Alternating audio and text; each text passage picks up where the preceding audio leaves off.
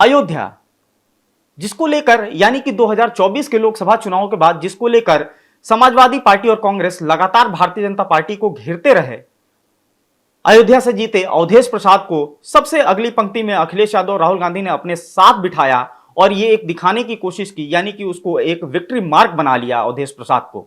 और कभी भी अगर सदन के अंदर हिंदुत्व की बात होती थी या अयोध्या की बात होती थी तो अखिलेश यादव अवधेश प्रसाद को ही आगे करते थे। अब उसी अयोध्या पर समाजवादी पार्टी घिर रही है।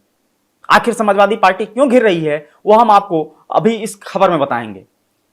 अयोध्या में असल में 2 महीने से के लगभग से पहले एक नाबालिग लड़की के साथ बलात्कार होता है, या यूं कहे कि गैंगरेप होता है। गैंगरेप का जो मुख्य आरोपी है वो समाजवादी पार्टी का नेता निकल आता है। उसको लेकर राजनीति गर्मा जाती है, बीजेपी पूरी तरीके से समाजवादी पार्टी पर हमलावर हो जाती है। चलिए ये तो बात हो गई कि हाँ ठीक है, जो सत्ता में रहता है या जो सत्ता के बाहर रहता है, विपक्ष में रहता है, वो लोग किसी भी मुद्दे को लेकर एक दूसरे को घेरने की कोशिश करते हैं। लेकिन सपा की चुनौती सिर्फ इतनी नहीं है कि वो नेता जो है वो समाजवादी पार्टी का जो है क्षेत्रीय पदाधिकारी था, वो उसके ऊपर ये भी बात कही जा रही है कि अवधेश प्रसाद का करीबी था। ऐसे कई फोटोज जो है आप देख सकते हैं जो वायरल हो रहे हैं, और इसको लेकर अब जो लोग हैं उत्तर प्रदेश के वो भी बातें करने लगे हैं। लेकिन उससे भी ज्यादा समाजवादी पार्टी की मुश्किलें बढ़ाई समाजवादी पार्टी के बड़े नेताओं के बयान ने। और वो बयान ऐसे थे कि जिसको देखकर लोग जो है कहने लगे सीधे तौर पर कि क्या समाजवादी पार्टी सिर्फ वोट बैंक की राजनीति करती है।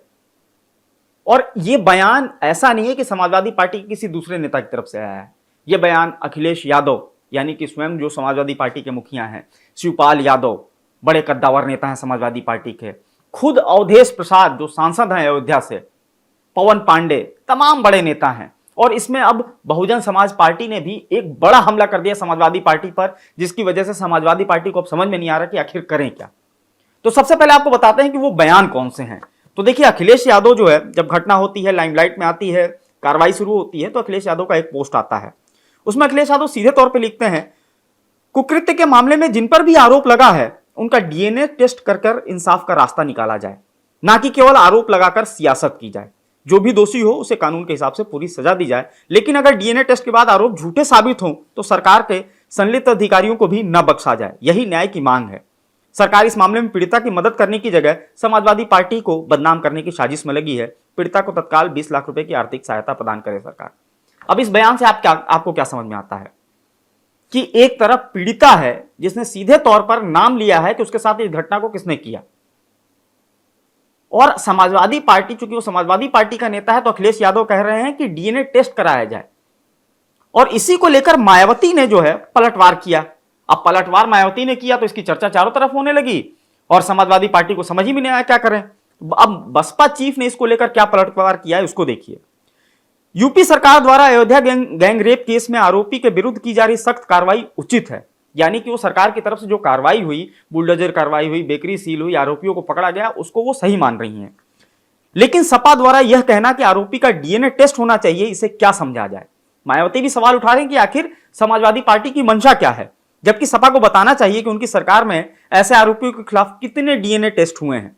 इसके साथ ही यूपी में अपराध नियंत्रण और कानून व्यवस्था में भी खासकर महिला सुरक्षा उत्पीड़न को लेकर बढ़ती चिंताओं के बीच अयोध्या, लखनऊ आदि घटनाएं अति दुखद व चिंतित करने वाली है। तो कुल मिलाकर देखा जाए तो ये सियासी रंग जो चढ़ा हुआ है, खास तौर से लोकसभा चुनाव के जब नतीजे आए उसमें सीधे तौर पर दिखा कि समाजवादी पार्टी में उत्तर प्रदेश में जो मुस्लिम वोट बैंक है वो सीधे तौर पर समाजवादी पार्टी के पास रहा। अब अखिलेश यादव ने जो डीएनए टेस्ट की मांग की, उसके बाद जो है शिवपाल यादव ने भी जो है जिस तरीके से अपना बयान दिया, उन्होंने साफ तौर पर लिखा कि मैं अयोध्या की घटना की कड़े शब्दों में निंदा करता हूं, साथ ही पवन पांडे के द्वारा किए गए नार्को टेस्ट की मांग का समर्थन करता हूं। आपको बता दें, पवन पांडे भी समाजवादी पार्टी के नेता हैं, अयोध्या से ही आते हैं, और उन्होंने बीजेपी के नेताओं की नार्को टेस्ट की मांग की और साथ ही साथ ये कहा कि नार्को टेस्ट से ये जाहिर हो जाएगा कि आखिर बीजेपी झूठ बोल रही है कि जो है ये सही में ये कोई दोषी है। तो जो शिवपाल यादव वो कहते हैं कि पवन पांडे की मांग का समर्थन वो करते हैं। इसके साथ ही शिवपाल यादव ने केशव प्रसाद मौर्य यानी कि जो डिप्टी सीएम है उनके नार्को टेस्ट कराने की मांग करते हुए लिखा कि उप मुख्यमंत्री केशव प्रसाद मौर्य का भी नार्को टेस्ट होना चाहिए, ताकि यह स्पष्ट हो सके कि संवेदनशील विषयों पर घटिया राजनीति कौन कर रहा है। मतलब आप देखिए कि समाजवादी पार्टी का नेता फंसता है और उसके बाद जो है समाजवादी पार्टी के ये बड़े नेता वो उसके एक तरह से देखा जाए डीएनए टेस्ट की कोई मांग कर रहा है, कोई नार्को टेस्ट की मांग कर रहा है। क्या ये बयान इस तरीके से नहीं हो सकता कि जो भी आरोपी हो उसके खिलाफ कड़ी कार्रवाई की जाए? सीधे तौर पे कह सकते थे, राजनीतिकरण भी ना होता और आप बच भी जाते। आखिर ये अब लोग क्यों ना सोचे कि आप जो राजनीति कर रहे हैं वो सीधे वोट बैंक की राजनीति है। हमारे यहां आम आदमी कहता भी है कि ये राजनीति जो ना कराए, और वही समाजवादी पार्टी अब कर रही है। उसके बाद आते हैं शिवपाल यादव के बाद अवधेश प्रसाद, जिनको जो है एक सिंबोलिज्म बना दिया था समाजवादी पार्टी ने सदन के अंदर अयोध्या का। कई फोटो ऐसी वायरल हुई, कई जो है जगह कहा गया कि जो अवधेश प्रसाद हैं उनका करीबी है आरोपी, जो मुख्य आरोपी है, और मुख्य आरोपी जो है वो नगर उपाध्यक्ष भी है। तो कहीं ना कहीं जो है वो पदाधिकारी है। तो अवधेश प्रसाद जो सीधे तौर पर उनसे जब बात करने की कोशिश की गई तो उन्होंने कहा कि सोशल मीडिया पर जो भी वीडियोज आ रहे हैं उसके हिसाब से ये घटना बहुत दर्दनाक व शर्मनाक है। यहां तक तो सब ठीक था, इसकी जितनी निंदा की जाए कम है। इस घटना संबंधित जो भी लोग हैं उसकी विवेचना की जाए, सत्य का पता लगाया जाए, जो भी दोषी हो कानून के हवाले उनके खिलाफ जो भी सजा देता है सख्ती के साथ उनके खिलाफ कार्रवाई होनी चाहिए। लेकिन ये भी जब इनसे ये पूछा गया कि आपकी फोटो वायरल हो रही है तो इन्होंने सीधे तौर पर पल्ला झाड़ दिया, कहा कि मैं उसको नहीं जानता, बताइए कि ये क्षेत्रीय वहां पे सांसद हैं और वो जिला स्तर का पदाधिकारी है, क्या जो अवधेश प्रसाद हैं वो नहीं जानते होंगे? वो मीडिया पर ही आरोप पढ़ने लगे कि मैं 2 बार का मंत्री हूं, आप मुझसे ऐसा सवाल नहीं कर सकते।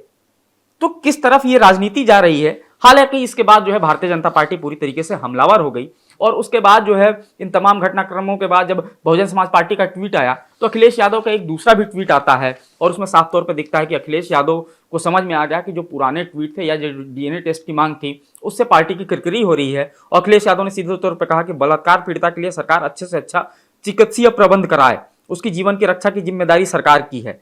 माननीय न्यायालय से आग्रह है कि स्वतः संज्ञान लेकर स्थिति की संवेदनशीलता और गंभीरता को देखते हुए अपने पर्यवेक्षण में पीड़िता की हर संभव सुरक्षा सुनिश्चित करवाएं। बदनीयत लोगों का इस तरह से घटनाओं का राजनीतिकरण करने का मंसूबा कभी कामयाब नहीं होना चाहिए। अगर यही ट्वीट अखिलेश यादव पहले कर दिए होते तो इतनी किरकिरी नहीं होती। लेकिन जिस तरीके से यह पूरा बयानबाजी का दौर शुरू हुआ और भारतीय जनता पार्टी ने जिस तरीके से समाजवादी पार्टी पर अटैक किया, कहीं ना कहीं समाजवादी पार्टी की तरफ से जो भी बयान आए उसकी लोग निंदा कर रहे हैं। और जाहिर तौर पर ऐसे समय पे बचना चाहिए और ऐसे समय पे ऐसे बयानों से जो है अपने आप का अपना पीछा छुड़ाना चाहिए। जाहिर तौर पे एक सीधी सी बात हो सकती थी कि जो भी आरोपी हो, चाहे वो समाजवादी पार्टी से जुड़ा हो या किसी अन्य पार्टी से, उसके खिलाफ कार्रवाई करें। हालांकि ना अभी समाजवादी पार्टी ने उस नेता के खिलाफ कोई कार्रवाई की है, अंदरूनी कार्रवाई जो अपनी जो पार्टी की कार्रवाई होती है, या कि पद से बर्खास्त किया हो या कुछ किया हो। अब भारतीय जनता पार्टी इस पे पूरी तरीके से अटैकिंग मोड में है। भारतीय जनता पार्टी का एक डेलीगेशन आज अयोध्या पहुंचा हुआ है, वो पीड़िता से जो है अस्पताल में मुलाकात किया, और उसकी रिपोर्ट जो है अब भारतीय जनता पार्टी का जो ये डेलीगेशन है वो अपने प्रदेश नेतृत्व को देगा। उसके बाद चीजें खुलकर सामने आएंगी। तो कहीं ना कहीं किसी भी मामले पर अपने देश में ये देखा गया है कि जब भी कोई मामला होता है उस पर न्याय से पहले राजनीति शुरू हो जाती है। हर एक पार्टी अपना जो है नफा और नुकसान देखना शुरू कर देती है। लेकिन अब आप खुद अंदाजा लगाइए कि इसमें ये कितना सही है। फिलहाल आप फॉलो करते रहिए हमारे डिजिटल प्लेटफॉर्म डेली लाइन को।